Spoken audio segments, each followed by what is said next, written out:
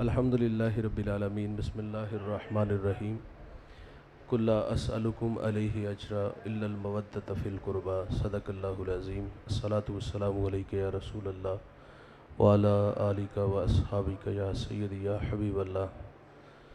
حمد و ثنا کے بعد عزت و تکریم کے لائق تشریف فرما مقتدر علماء معزز حاضرین، السلام علیکم ورحمۃ اللہ۔ چند باتیں آپ کے گوش گزار کر کے گفتگو سمیٹ لوں گا۔ دعا ہے اللہ حق بیان کرنے کی توفیق عطا فرمائے، قابل عمل باتوں پر ہم سب کو عمل کر کے زندگی کی راہوں کو درست کرنے کی توفیق عطا فرمائے۔ اسلامی سال کا یہ پہلا بابرکت مہینہ ہے اور اس کا آغاز قربانی سے ہوتا ہے۔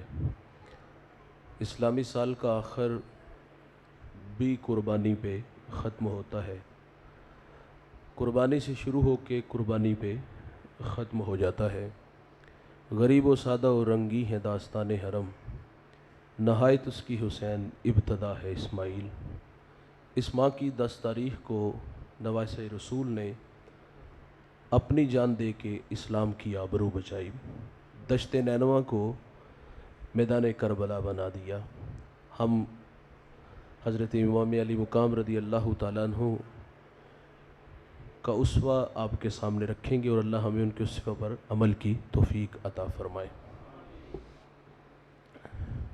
حضرت ام فضل رضی اللہ تعالیٰ عنہا یہ حضور کی چچی لگتی ہیں، بارگاہ رسالت امام صلی اللہ علیہ وسلم میں حاضر ہوئی، عرض کیا حضور میں نے ایک خواب دیکھا ہے جس نے مجھے بہت زیادہ خوف زدہ کر دیا۔ میں نے خواب میں دیکھا کہ آپ کے جسم کا ٹکڑا میری گود میں آ گیا ہے۔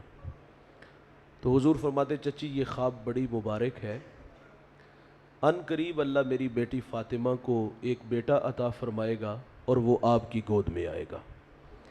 3 ہجری 4 شعبان المعظم کو اللہ تعالیٰ نے سیدہ طیبہ طاہرہ فاطمہ الزہرا رضی اللہ تعالیٰ عنہا کو ایک بیٹا عطا فرمایا جس کو زمانہ حسین کے نام سے جانتا ہے۔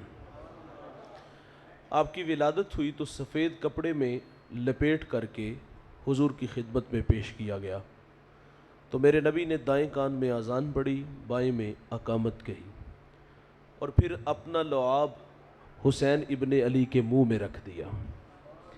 یہ حسین ابن علی کا اعزاز ہے کہ دنیا میں آئے اور دنیا میں آتے ہی سب سے پہلی جو غذا نصیب ہوئی وہ محمد عربی کا لعاب دہن نصیب ہوا۔ یہ وہ لعاب ہے بھائی، اگر جابر کی ہنڈیا میں آ جائے تو برکت آ جائے، حضرت قتادہ کی آنکھ پہ لگے تو اللہ شفا عطا فرما دے۔ مولا کائنات کو اشوب چشم تھا، آنکھیں دکھ رہی تھیں، حضور کی خدمت میں پیش کیا تو حضور نے لعاب لگایا تو اللہ شفا عطا فرما دیتا ہے۔ اور یہ لعاب حضرت فدیک فرماتے ہیں میرا سانپ کے انڈوں پہ پاؤں آیا، بینائی چلی گئی، تو میں حضور کی خدمت میں حاضر ہو کے عرض کرتا ہوں کہ حضور اس چوکھٹ سے کبھی کوئی بیکاری خالی، سوالی بن کے آیا ہوں، آنکھوں کا دیدہ روشن کر دے۔ تو حضور نے اپنا لعاب لگایا تو آنکھیں چمکنا شروع ہو گئی۔ حضرت فدیک فرماتے میں بوڑھا ہو گیا، میری 80 سال عمر ہو گئی، تو میری آنکھیں اتنی روشن تھی کہ 80 سال کی عمر میں بھی میں سوئی میں دھاگا ڈال لیا کرتا تھا۔ حضرت شیخ جزولی ایک بہت بڑا نام گزرا ہے، دلائل الخیرات، امت کو درود پہ تحفہ دیا، اس کو لکھنے کا سبب بیان کرتے ہیں۔ میں شہر سوس کے قریب سے گزرا اور میری نماز ظہر کا وقت تنگ تھا، قریب ایک 8-9 سالہ بچی بکریاں چرا رہی تھی، تو فرماتے میں نے اس بیٹی کو کہا بیٹا اپنے گاؤں سے ہمیں ڈور رسی لا دو، تو وہ ڈور رسی نہیں لینے گئی بلکہ چھوٹی چھوٹی اس نے باتیں شروع کر دی، حضرت کون ہو، کہاں کے رہنے والے ہو اور کہاں کے ارادے ہیں۔ شیخ کا نام بڑا معروف تھا، بچہ بچہ نام سے متعارف تھا، تو جب شیخ نے نام بتایا تو بچی پھٹی نگاہوں سے دیکھ کر کے کہہ دی حضرت ناراض نہیں ہونا، میں نے آپ کے تقوی و عبادت کے تذکرے سنے ہیں، لیکن افسوس کہ آپ سے ایک چھوٹا سا کام بھی نہیں ہوا۔ فرماتے یہ بات کہہ کے وہ بچی کنویں پر آئی، اس میں آ کے اس نے تھوک پھینکی تو وہ چشمہ بن کے پانی اوپر آ گیا۔ فرماتے میرا سارا بدن پسینے سے شرابور ہو گیا، اللہ کہانی کیا ہے؟ خیر فرماتے وضو بنایا، نماز پڑھی، نماز سے فارغ ہوئے تو میں نے اس بیٹی کو بلا لیا کہ پتر کیا وظیفہ پڑھتی ہو جس کی برکت سے یہ پانی اوپر آیا؟ تو اس نے کہا حضرت ایک بات پہ بڑا ہی فخر ہے، میں بکریاں بھی چراتی ہوں اور سونے محمد پہ درود بھی پڑھتی ہوں۔ اور ساتھ اس نے کہا کہ میں نے تو حضور کی سنت کو ادا کیا ہے کہ میرے کریم آقا صلی اللہ علیہ وسلم ایک سفر میں تھے تو سر راہ پانی کی ضرورت تھی، تو آقا کریم صلی اللہ علیہ وسلم نے اس میں اپنا لواب دہن پھینکا تو وہ چشمہ بن کے پانی اوپر آ گیا۔ میں فرض محبت ادا کر رہا ہوں، کسی کی ادا کو ادا کر رہا ہوں۔ تو حضرت امام حسین دنیا پہ آئے تو دنیا پہ آتے ہی سب سے پہلی جو غذا نصیب ہوئی تو وہ حضور کا لعاب نصیب ہوا۔ پھر میرے نبی نے سیدہ فاطمہ کو فرمایا کہ 7 دن بعد اس کا عقیقہ کر دینا اور سر کے بال اتار کے چاندی کے برابر وزن کر کے اس کو صدقہ کر دینا۔ اچھا، حضرت امام حسین کی جب ولادت ہوئی تو اس وقت آپ کے بڑے بھائی حضرت حسن رضی اللہ تعالی عنہ، آپ کی مدت رضاعت، دودھ پلانے والی مدت ابھی ختم نہیں ہوئی تھی۔ چچی نے خواب کیا دیکھا تھا کہ جسم کا ٹکڑا اتر کے آپ کی گود میں آیا، تو حضور نے فرمایا تھا اللہ میری بیٹی فاطمہ کو بیٹا دے گا اور وہ آپ کی گود میں آئے گا۔ تو حضرت نبی رحمت صلی اللہ علیہ وسلم نے چچی کو فرمایا چچی میرے حسین کو دودھ آپ پلایا کریں گے، تو اس خواب کی اس طرح تعبیر ہوئی۔ تو حضرت امام حسین رضی اللہ تعالیٰ عنہ 7 سال 7 ماہ کچھ دن حضور کے زیر تربیت رہے، یعنی زیادہ وقت امام حسین کو حضور کے ساتھ گزارنے کا وقت ملا۔ پھر 7 سال بعد اللہ کا حکم آیا تو حضور بظاہر اس دنیا سے پردہ فرما گئے۔ تو 7 سال امام علی مقام رضی اللہ تعالیٰ عنہ نے اپنے نانا جان سے کیا سیکھا؟ سجدے سیکھے، ساری رات امت کے لیے جو ہے وہ اشک بار دیکھا۔ حضور اللہ کے حضور کھڑے رہتے تھے، پاؤں مبارک متورم ہو جاتے۔ عرض کیا گیا کہ حضور آپ مشقت میں پڑے رہتے ہیں، حالانکہ اللہ نے آپ کی برکت سے اگلے پچھلوں کے گناہ معاف فرما دیے۔ تو میرے نبی فرماتے افلا اکون عبدا شکورا، کیا میں اللہ کا شکر گزار بندہ نہ بنوں؟ تو حسین ابن علی رضی اللہ تعالیٰ عنہ کی 7 سال خود حضور نے پرورش کی اور خود زندگی کے آداب اور گر سکھائے، اور حضرت امام حسین کو خود سکھاتے رہے۔ ایک دفعہ صدقے کی کچھ کھجوریں آئی تھی تو حسنین میں سے کسی ایک نے وہ کھجور اٹھا کے منہ میں رکھ لی، تو میرے نبی صلی اللہ علیہ وسلم نے آگے بڑھ کر کے منہ سے کھجور نکالتے ہوئے فرمایا کہ یہ اہل بیت کے لیے جائز نہیں ہے۔ اب یہاں میں اور آپ 2 لمحوں کے لیے رک جائیں۔ صبح سے شام اور شام سے صبح تک ہم اپنے بچوں کے لیے جو رزق جمع کرتے ہیں، پردیس کے دھکے کھاتے ہیں، تو کیا اس بات کا اہتمام ہوتا ہے، اس بات کا خیال اور احساس دامنگیر رہتا ہے کہ یہ جو رزق اکٹھا کیا جا رہا ہے یہ ہمارے بچوں کے لیے جائز ہے یا ناجائز ہے؟ اگر تو آپ جائز جمع کر رہے ہو تو آپ کو مبارک ہو، اور اگر جائز کے ساتھ کچھ ناجائز شامل ہو گیا، جس طرح میرے رسول فرماتے ایک شخص نے 10 دراہم میں لباس خریدا، 9 حلال کے 1 حرام کا تھا، وہ پہن کر کے نماز پڑھی تو فرمایا اللہ اس کی نماز کو بھی قبول نہیں فرمائے گا۔ من دودھ اکٹھا کر لیا جائے، اس میں پیشاب کی چھین ڈال دی جائے تو کیا ہوتا ہے؟ سارا دودھ ناپاک ہو جاتا ہے۔ تو بھائی جان اب ہم یہ دیکھیں گے کہ ہم سارا دن جو محنت سے پیسہ کماتے ہیں، آیا کہ ان کے ساتھ ہم کچھ ہم سے دنیا کو ساتھ شامل کر کے کچھ حرام کے پیسے تو نہیں شامل کر رہے؟ اور اگر ایسا ہوا تو پھر اپنی اولاد سے کبھی بھی خیر کی توقع نہ رکھیے گا۔ حضرت ابو دردہ رضی اللہ تعالیٰ عنہ، وقت تھوڑا ہے اور میں تھوڑے وقت میں بہت ساری باتیں آپ سے عرض کروں گا۔ ابو دردہ رضی اللہ تعالیٰ عنہ نماز فجر پڑھتے ہیں اور نماز پڑھ کے فوراً چلے جاتے ہیں۔ صحابہ کی عادت تھی کہ نماز کے بعد بیٹھ کے وظائف میں مشغول ہوتے تھے، لیکن یہ جلدی چلے جاتے تھے۔ تو کسی نے شکایت کر دی کہ حضور ابو دردہ جلدی چلے جاتے ہیں۔ حضور فرماتے اب کے بار جب آئے تو ان کو روک لیجئے گا۔ حضور نے ملاقات کی، فرمایا کاہے کی جلدی ہوتی ہے؟ عرض کی حضور جب صبح کے وقت مدینہ میں ٹھنڈی ہوائیں چلتی ہیں نا، تو میری ہمسائیگی میں جو میرا ہمسایہ اس کے گھر میں کھجور کا درخت لگا ہے، تو جب وہ ٹھنڈی ہوائیں چلتی ہیں تو کچھ کھجوریں ٹوٹ کے میرے ویڑے میں گرتی ہیں۔ جلدی اس لیے چلا جاتا ہوں کہ کہیں بچے بے خبری میں وہ کھجوریں اٹھا کے کھا نہ لے، تو فرماتے میں جلدی جلدی جا کے وہ کھجوریں اٹھا کے اس کے ویڑے میں پھینک دیتا ہوں۔ بھائی جان گھر میں گر رہی ہیں، اور احتیاط کیا ہے؟ جلدی اس لیے چلا جاتا ہوں کہ کھجوریں اٹھا کے اس کے گھر میں پھینک دو۔ ٹرالے والی گنے والی ٹرالی گزرے اور بچے کھینچ کے گھر لائے تو ابا جی نے کیوں نہیں پوچھا، بلکہ ابا جی خود ساتھ شامل ہو جاتے ہیں، داد دیتے ہیں حد کر چھڑی ہے تو بڑے سارے لین دینے۔ تو یہ دیکھنا ہوگا بھائی ہم اپنے بچوں کے لیے جائز اکٹھا کر رہے ہیں یا نجائز اکٹھا کر رہے ہیں. اور یہ بات بھی یاد رکھیے گا کہ جو مقدر کا ہوتا ہے نا دوست وہی ملتا ہے. الٹی چھلانگیں بھی لگائیں گے تو مقدر سے زیادہ نہیں ملے گا. نہج البلاغہ کا حوالہ ہے. حضرت علی ایک سفر میں تھے تو سر راہ ایک بدو سے ملاقات ہوئی, اس کو اونٹ کی نکیل دی, فرمایا ابھی آیا. واپس آئے تو وہ اونٹ کی نکیل چوری کر کے بھاگ گیا. حضرت علی آئے تو اونٹ کو بے مہار دیکھا تو بڑی عجیب سی کہانی لگی کہ اس نے تو زیادتی کی. خیر فرماتے کہ میں اونٹ کو ہانک کر کے بازار لے آیا, جس دکان پہ آ کے کھڑا ہوا اتفاق سے میری نکیل وہ وہاں بیچ گیا تھا. فرماتے میں نے دکاندار سے پوچھا کتنے کی ہے, تو اس نے کہا 2 درہم کی. مولا کائنات فرماتے میں نے آسمان کی طرف رخ کیا اور اللہ سے عرض کیا کہ مالک گواہ رہنا, جب میں نے بدو کو اونٹ دیا تھا تو نیت کی تھی کہ واپس آ کے اس کو 2 درہم دوں گا, لیکن اس نے صبر نہیں کیا, اس نے حلال کو چھوڑ کے حرام کو خود اختیار کی. بھائی جان مقدر کا ملتا ہے, مقدر سے زیادہ نہیں ملے گا. تو اس لیے جو مقدر میں ہے وہی ملنا ہے, وہ جائز طریقے سے بھی ملے گا ناجائز طریقے سے بھی. تو کتنا اچھا ہے کہ یار ہمارے لیے جو جائز جائز ہے ہم اپنے بچوں کے لیے وہی اکٹھا کریں. یہ جو بات کرتے ہیں حلال دے پیسے نہ انہیں نہیں بنتا, کیوں نہیں بنتا یار؟ ہمیں اللہ پہ توکل نہیں ہے. حلال طریقے سے حضرت عبد الرحمن بن عوف صحابہ میں سب سے امیر ترین صحابی ہے, اتنی دولت کہ آپ کا پورا پاکستان خرید لے, حلال طریقے سے تھا. تو یہ بات کوئی اتنی معقول نہیں. یہ بات پڑھے لکھے لوگ بھی ہمارے بات کر دیتے ہیں کہ یار یہ سارا حرام طریقے سے آیا ہے, حلال طریقے نال کے تو روٹی نہیں چلتی. او بھائی ملتا ہے, آپ کی ٹیبل پر لاکھوں روپے پڑے ہوں اور وہ جائز نہ ہو, وہ آپ کے نہ ہو, ٹھوکر مار کے کہو کہ یہ نہیں لینے اللہ, جو میرے ہیں مجھے وہ دے, اللہ اس سے بہتر آپ کو رزق عطا فرمائے گا. تو خیر حضور فرماتے ہیں کہ یہ اہل بیت کے لیے جائز نہیں ہے. 7 سال میرے رسول صلی اللہ علیہ وسلم نے امام حسین رضی اللہ تعالیٰ عنہ کو زندگی کی آداب اور گر سکھائے. پھر ماں کی گود میں آئے تو ماں کو کس حالت میں دیکھا؟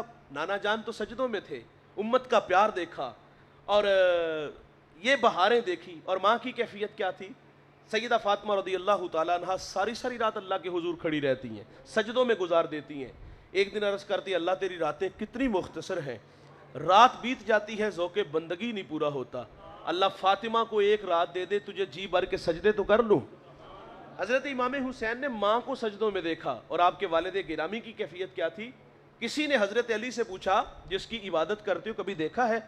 حضرت علی فرماتے اتنی دیر تک سجدے سے ساری نہیں اٹھاتا جتنی دیر تک اس کے جمال کو دیکھ نہیں لیتا. یہ ہے گھر کا ماحول, یہاں پیغام لے کے جائیے گا. اور حضرت امام زین العابدین رضی اللہ تعالیٰ عنہ فرماتے ہیں میں نے تہجد اپنے باپ سے سیکھی ہے. اور سیدہ زینب رضی اللہ تعالیٰ عنہا جب کربلا سے واپس آئی نا تو مدینے کی کچھ عورتیں آئیں اور انہوں نے آ کر کے افسوس کیا. ایک خاتون نے سوال کیا کہ بہن کربلا میں خاندان نبوت پہ سب سے مشکل گھڑی کون سی تھی؟ پوچھنے والی خاتون کی غرض سمجھ میں آتی ہے کہ وہ جو 72 شہادتیں ہوئی تھی وہ ساری تو تڑپا دینے والی تھی, لیکن کسی ایک کی شہادت جس نے زیادہ دکھی کیا ہو وہ یہ سننا چاہ رہی تھی کہ کس کی شہادت نے آپ کو تڑپایا. یہ پوچھنے والی خاتون کی غرض تھی.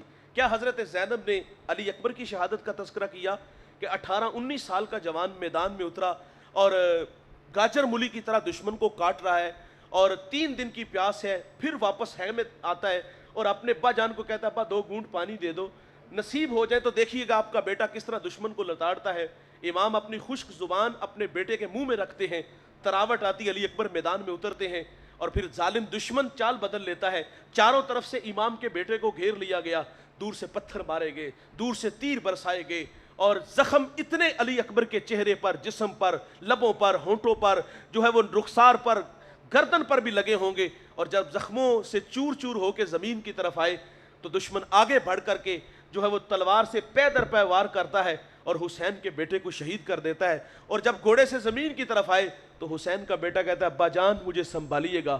حسین اپنے بیٹے کو وہاں سے اٹھا کے خیمے تک لائے اور لا کے کہتے ہیں اللہ دیکھ میرا جوان علی اکبر تھا اور میں نے تیری راہ میں پیش کر دیا ہے, بتا تو راضی ہوا ہے کہ نہیں ہوا؟ مالک میری یہ قربانی قبول فرما لے. کیا یہ تڑپتی شہادت کا تذکرہ حضرت زینب نے اس خاتون سے کیا؟ کیا انہوں نے علی اکبر کی شہادت کا تذکرہ کیا؟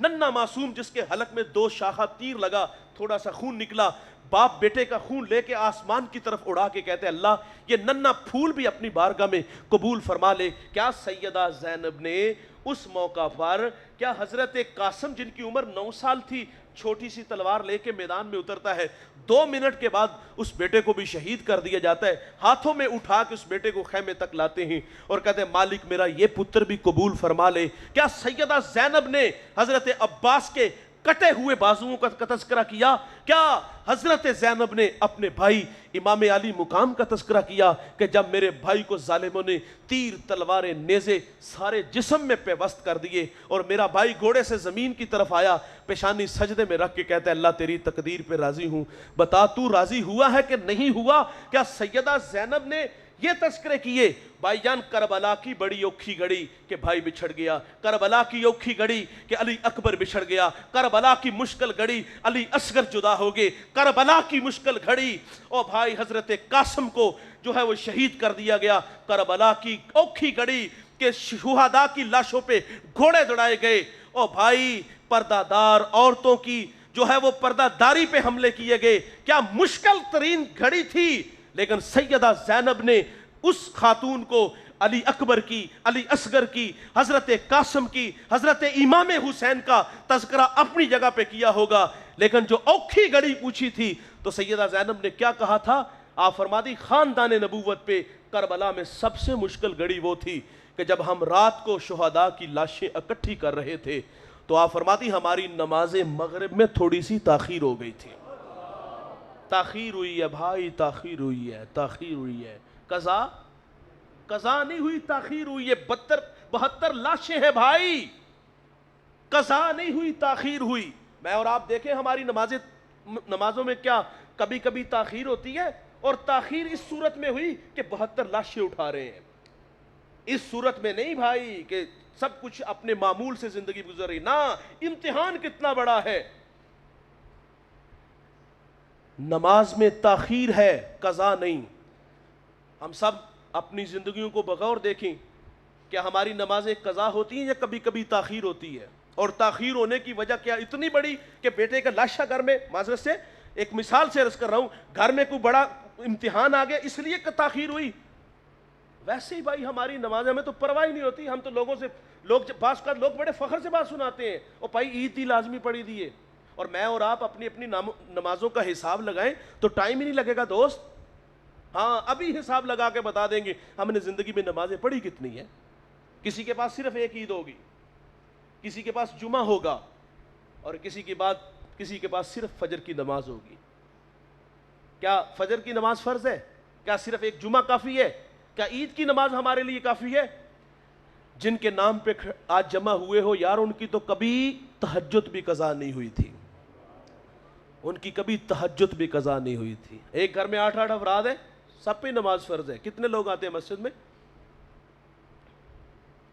میں ایک عجیب سی بات کروں گا آپ سے، یہ ہر والد اور ہر ماں کی آرزو ہوتی ہے کہ میں اپنی اولاد کو دنیا کی ہر نعمت دوں۔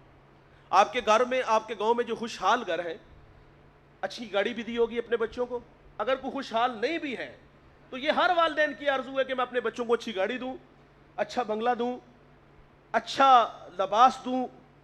کیا ہماری آرزو؟ ہم پردیس کے دھکے اس لیے کھاتے ہیں، ہمیں اپنے بچوں کے سٹیٹس کا خیال ہوتا ہے کہ بڑے لوگوں میں اٹھتا بیٹھتا ہے، اس کا لباس اچھا ہونا چاہیے، اس کے پاس گاڑی اچھی ہونی چاہیے، ان کے پاس موبائل اچھا ہونا چاہیے۔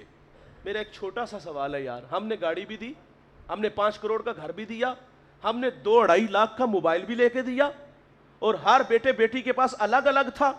یار آپ نے اتنا کچھ دیا تو کیا کبھی دل دماغ میں یہ بات نہیں آئی کہ میرے بچوں کو مصلی کی ضرورت ہے؟ میں اپنے بچوں کو مصلی بھی دے کے دوں، ان کو درود کی تسبیح بھی دوں۔ ہم اپنے گھروں کی تلاشی لیں تو ہمارے گھر سے مصلی نہیں ملے گا۔ ہمارے گھر تو کوئی مہمان آ جائے نا، معذرت سے کہوں گا، تو وہ نمازی ہو اور وہ کہے نا جی مجھے مصلی، آدھا گھنٹہ لگتا ہے ڈھونڈنے میں، اور وہ کہیں جناب کہیں پڑا ہوگا کباڑ خانے میں، اور وہاں سے جھاڑ جھوڑ کے لا کے ہم اس کو دیتے ہیں۔ گاڑی دی، بنگلہ دیا، سب ضرور دو یار، اللہ نے دیا تو اظہار بھی کرو، ہم یہ نہیں کہتے۔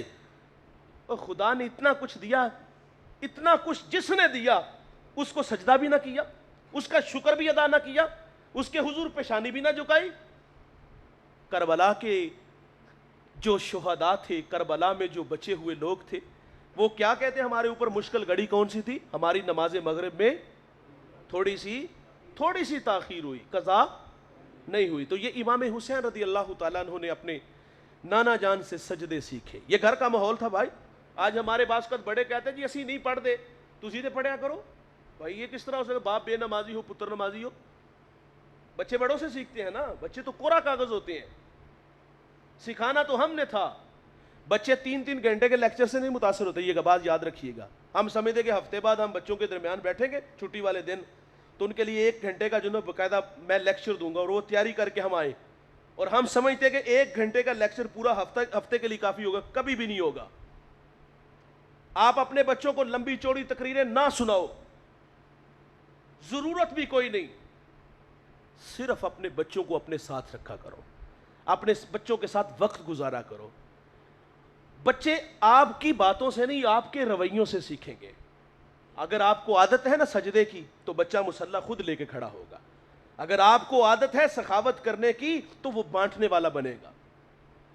और अगर सिर्फ जुबानी गुलामी के जनाब किसी अच्छे राइटर की किताब पढ़ ली और पढ़ के उन्हें सुना दी, इस तरह नहीं होगा। आप अपना पेश कर दो, उन्हें अपना किरदार पेश करो।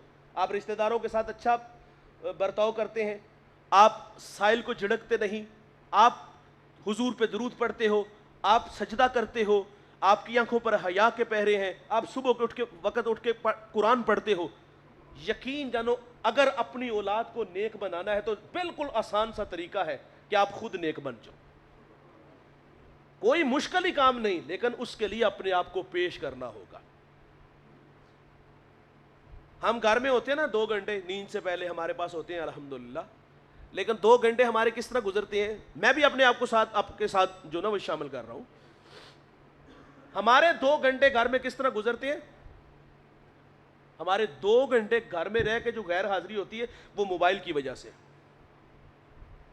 हमारे बच्चे चाह रहे होते हैं कि हमारे अब्बा जी हमें टाइम दें, अटकेलियां करें, छोटी छोटी बातें करें, हमारे साथ खेलें, उठे बैठे ये कर। ये औलाद की आरज़ू। अब्बा जी चपेट मारने, चल दफा हो, सो जा।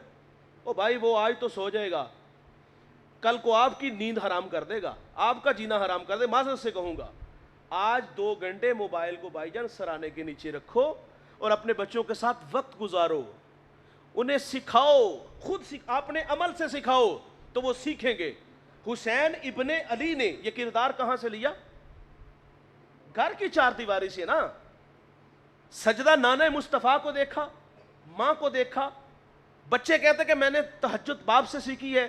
सैयदा ज़ैनब कहती मुश्किल घड़ी करबला में यह थी कि नमाज मगरिब में ताखीर हो गई, तो यह सजदा करबला में भी कज़ा नहीं हुआ था। हाँ, करबला में भी कज़ा नहीं हुआ था, क्योंकि आदत थी सजदों की, अहमियत सिखाई गई थी, लेकिन हमने नहीं सिखाई। हमने बहुत कुछ दिया भाई, ये कोठियां बंगले तो यहीं रह जाएंगे। कुछ लोगों के तस्करे आज भी आपके गांव में बाकी होंगे, कभी उनका तस्करा छिड़ जाए तो उनकी दौलत के तस्करे होते हैं। नहीं, लोग भूल जाते हैं। लोग कहते हैं यार बड़ा नेक आदमी से, हाँ गुजरता था तो नजरें झुका के गुजरता था, कोई आ जाता था तो खाली नहीं मोड़ता। ये चीजें हैं भाई जो बाकी रहने वाली हैं, ये अपने बच्चों को दे के जाइएगा। तो हजरत इमाम हुसैन रदी अल्लाह तआला अन्हु ने 7 साल अपने नाना जान के साथ गुजारे और नाना जान से बड़ी मोहब्बत वसूल की। मोहब्बत की कहानी सुनिएगा। हुजूर नबी रहमत सल्लल्लाहु अलैहि वसल्लम हुसैन की जुबान इस तरह चूसते हैं जिस तरह खजूर चूसी जाती है। हुजूर सजदे में जाते हैं, हुसैन पुश्त पे आते, हुजूर तस्बीहात बढ़ा देते हैं। हाँ, कभी कंधों पे सवार कर लेते हैं, कभी हाथ उठा के कहते हैं अल्लाह मैं प्यार करता हूँ। हाय हाय, हुजूर फरमाते अल्लाह मैं प्यार करता हूँ, तू भी प्यार फरमा। जो इनसे प्यार करे अल्लाह तू उनसे प्यार फरमा। ये था प्यार की कहानी हुजूर की। और आइए, हुसैन इब्ने अली रदी अल्लाह तआला ने अपने नाना जान से और क्या सीखा? बहुत कुछ सीखा। उन्होंने सखावत भी सीखी। सखी नाना के सखी नवासे थे ना। मेरे नबी पे सारी ज़िंदगी ज़कात फ़र्ज़ नहीं हुई। क्यों? क्योंकि हुजूर के पास जो भी होता था उसको अल्लाह की राह में खैरात कर देते थे। हज़रत उसामा रदी अल्लाह तआला अन्हु बीमार हो गए तो इयादत के लिए गए इमाम अली मुकाम। तो उनकी आंखों में आंसू थे और कहते हैं कि मेरे ऊपर कर्ज का पहाड़ है और मौत सर पे मुंडला रही है, मौत सर पे खड़ी है। तो हज़रत इमाम हुसैन घर गए। 60,000 दिनार, दिनार सोने का सिक्का होता है और वो तकरीबन 1 तोले का तो होगा। आप में से कोई सुनार बैठे हों यहाँ तो वो रेट बता सकते हैं इस वक्त सोने का रेट क्या है? तकरीबन 1 लाख कुछ 6-7 हज़ार आगे पीछे होगा। 60,000 दिनार है भाई, 60 दिनार नहीं, 160 नहीं, 60,000 آج کے دور کا 6 ارب سے زیادہ روپے بنتے بھائی. یہ سخی نانے کا پتر تھا یار. حسین ابن علی 60,000 دینار لاتے ہیں اور اسامہ کو دیتے, فرماتے اپنا قرض اتار لو. آپ نماز میں کھڑے, سائل نے دستے سوال دراز کیا, نماز کو مختصر کر لیا. خادم سے پوچھا گھر کچھ ہے؟ عرض کی حضور 200 درہم ہے ہمارے پاس اور وہ آپ کے گھر والوں کے لیے ہے. تو آپ فرماتے ساڑی خیر صلی اللہ ہے, ہاں یہ خالی نہیں جانا چاہیے, اس کی جھولی بھر کے بھیجو. سخاوت سیکھی. یہاں ہم تھوڑی سی توجہ دلائیں گے آپ کو اور نقاب نوچیں گے ان چہروں سے, معذرت سے, جنہوں نے دھندا کیا. اچھے لوگوں کے قدموں میں بیٹھنا ہم فخر جانتے ہیں. ولی کی نشانی یہ ہے, ولی کنجوس نہیں ہوتا, ولی سخی ہوتا ہے. یہ سخی نانا کا بیٹا تھا نا, تو سخاوت مزاج میں آئی. تو اگر آج جو حالات ہے بعض لوگوں میں, غریب سے بھی, یتیم سے بھی, بیوہ سے بھی, سب سے چھین لیتے ہیں جناب. نذرانہ تو یہ ہوتا ہے نا امیروں سے لو, اور ایسے غریب خوددار تلاش کیے جائیں جو اپنی عزت نفس کو مجروح نہیں ہونے دیتے. یہ خدمت ان کی کرنی چاہیے تھی, یہ تو نہیں کہ اپنی کوٹھریاں بنگلے بنائے جائیں. علامہ اقبال کے ایک دوست تھے, پیر صاحب ملاقات کے لیے آئے, تو مرید کو بھی پتہ چلا میرے حضرت تشریف فرما ہے, تو وہ جا کر کے دکھڑا بیان کرتا ہے, حضرت 90 روپے کا مقروض ہوں, بیٹیاں جوان ہو گئی ہیں, کوئی دعا فرما دے, اللہ قرض سے خلاصی دے دے اور یہ فرض بھی ادا ہو جائے. انہوں نے یوں ہاتھ اٹھا کے دعا کی, اور مرید سیدھا سادہ تھا, اس نے 10 روپے جیب سے نکالے, حضرت کو نذرانہ پیش کیا. انہوں نے پکڑے اور جیب میں ڈال لیے. بھائی جان تقاضا تھا کہ خود لیتے نا, تقاضا تو یہ تھا کہ کچھ شامل کر کے ساتھ دیتے. اگر دینے کا مزاج نہیں تھا تو لیتے بھی نہ یار. وہ چلا گیا, اقبال سے نہ رہا گیا. اس نے کہا پیر جی مزہ آ گیا, آیا سی بیچارہ تے 90 نہ مقروض سی, تو جناب نے ہاتھ چکے تے 100 مقروض ہو گیا. وہاں اقبال نے کہا تھا کہ ہم کو تو میسر نہیں مٹی کا دیا بھی, گر پیر کا بجلی کے چراغوں سے ہے روشن. نذرانہ نہیں سود ہے پیران حرم کا, ہر خرقہ سالوس کے اندر ہے مہاجن. شہری ہو دیہاتی ہو مسلمان ہے سادہ, بتوں کی طرح پوچھتے ہیں کعبے کا برہمن. اور میراث میں آئی ہے انہیں مسند ارشاد, زاغوں کے تصرف میں عقابوں کا نشے من. اقبال کہتے ہیں کم باذن اللہ جو کہہ سکتے تھے رخصت ہوئے, رہ گئے قبروں پہ مجاور اور گور کن. اب تو لوٹ مار والا بازار شروع ہو گیا نا. تو شیخ حضرت امام حسین نے سخاوت اپنے نانا جان سے سیکھی. آخری بات اس پہ ہم گفتگو سمیٹ لیتے ہیں کیونکہ نماز مغرب کا وقت بھی قریب آ گیا. تو حضرت امام حسین نے اپنے نانا جان سے عزت سیکھا, تواضع سیکھی, انکساری سیکھی. آئیے اس پہ ایک بات سناتا ہوں. یار میرے نبی تو ایک سفر میں تھے تو کھانا بنانے لگے. ایک صحابی کہتے میں بکری ذبح کروں گا, دوسرے کہتے میں کھال اتاروں گا. حضور فرماتے کھانا بنانے کے لیے لکڑیوں کی ضرورت ہوتی ہے, میں محمد جنگل سے لکڑیاں کاٹ کے لاؤں گا. اور حضرت امام حسین رضی اللہ تعالیٰ عنہ سفر میں ہے, سریرا کچھ مساکین, اور آپ کا لقب ابو المساکین بھی تھا. مساکین زمین پہ بیٹھ کے کھانا کھا رہے تھے, تو وہ دوڑ کر کے گئے, حضرت آپ ہمارے مہمان نہیں بن جاتے. سواری سے اترے, زمین پہ بیٹھ کے ان کے ساتھ کھانا کھانا شروع کر دیا. اور جب کھانا تناول فرما لیے تو فرماتے میری آرزو کہ کبھی مجھے بھی خدمت کا موقع دینا. لاؤ نا مثال یار, غریب ترلے کر کے مر جاندہ ہے کہ حضرت ساڈے گھر بھی چکر لا جاؤ, ایتھے بھی کوئی برکت پہ جائے. اور دوسری طرف کوئی کال آتی ہے جناب, اور بلکہ وہ کلف لگے کپڑوں میں سیدھا اندر جا رہا ہوتا ہے, تو آواز آتی کسی کی ہم پیغام بھیجتے تو ہم خود ہی آ جاتے. مزہ تے نہیں نہ آیا یار, غریب ہی تے انسان ہی نا, انہوں نے سینے دے لے نا, انہوں نے بھی تے آرزو ہے نا کوئی ساڈے کول بھی آئے. وہ مسکینوں میں بیٹھ کے کھانا کھا رہے ہیں. میں ایک جگہ خطاب کے لیے گیا تو ایک کمرے میں 4 پائیاں تھی, 5-6 ہوں گی. ایک نمایاں تھی جس پہ اچھی چادر بچھی ہوئی تھی اور 7 تکیے لگے ہوئے تھے, باقی ویسی پڑی ہوئی تھی. ہم بھی جا کے وہاں بیٹھ گئے, وہاں تو جرت نہ ہوئی بیٹھنے کی, ظاہر ہے ہمیں سمجھ چل رہی تھی, حالانکہ میں بھی ان کا مہمان تھا. تقاضا تو یہ تھا کہ مجھے بھی وہاں ساتھ کہیں دونالی سائڈ سے بٹھا دے, لیکن میں بھی خاموش ہو کے سائڈ پہ بیٹھ گیا. اچھا تھوڑی دیر بعد 2-3 نوجوان آئے, انہوں نے کہا اٹھو جی 4 پائیوں سے. انہوں نے 4 پائیں اٹھائی ہیں, باہر رکھ دی. ہم وہیں کھڑے رہے. تھوڑی دیر بعد ایک شخصیت تشریف لائی ہیں اور وہ سیدھے اندر تشریف لے آئے ہیں اور 4 پائی پہ بیٹھے ہیں. جس طرح بادشاہ سلام حکم دیتے تھے نا پچھلے زمانوں میں کہ بیٹھ جائیں, ہمیں بھی انہوں نے حکم دیا زمین پہ بیٹھ گئے. اپنے برابر بھی نہیں بیٹھنے دیتے. اتنی رونت, اتنا تکبر, وہ اس کو بے ادبی سمجھتی ہیں. اور یہ باقاعدہ مشق اور باقاعدہ سکھایا جاتا ہے. میں رویے ہم سارا دن کہیں نہ کہیں آنا جانا ہوتا ہے پورے پاکستان میں، تو بعض یہ رویہ ہم اپنے یہ مشاہدات عرض کر رہے ہیں. ایک جگہ میں حاضر ہوا تو مجھے کمر کا مسئلہ ہے، میں کھڑا ہو کے تقریر نہیں کر سکتا، تو میں نے عرض کیا کہ سر ساتھ مجھے بھی پیر صاحب کے ساتھ ایک چھوٹی سی کرسی لا کے رکھ دیں تاکہ میں بیٹھ کے تقریر. مجھے انہوں نے بیٹھ کے تقریر ہی نہیں کرنے دی، انہوں نے کہا یہ بے ادبی ہے. آلدہ پلہ جے توں پھڑے آنا ڈھول بندے آ بول بندے آ لب کھول. اللہم صلی علی سیدنا مولانا محمد وآلہ وصحابہ بارک وسلم. اے اللہ جو کہا سنا ہم سب کو عمل کی توفیق عطا فرما، سب کو دارین کی سعادتوں سے مالا مال فرما، قدم قدم پر حسنات عطا فرما، زندگی شان کی موت ایمان کی عطا فرما، سب کی جولیاں رحمت و رضوان سے بھرپور فرما. علماء تشریف لائے سرپرستی فرمائی، امکانہ تشریف لانا قبول فرما، علم و فضل میں تقوی و عبادت میں برکت عطا فرما. صلی اللہ تعالی علی نبی الامین وآلہ وصحابہ.